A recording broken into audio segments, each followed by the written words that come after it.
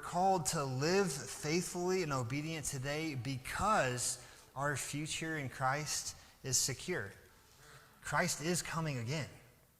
Christ is coming to judge the world. Christ is coming to gather the redeemed, to take us to this eternal kingdom. We are to live with that eternal perspective that Christ is in control.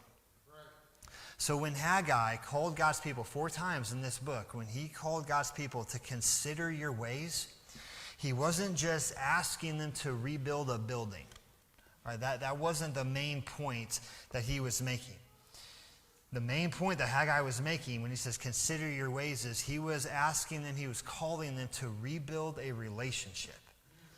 The temple was the place where, in the Old Testament, the temple was the place where God's presence dwelt among his people.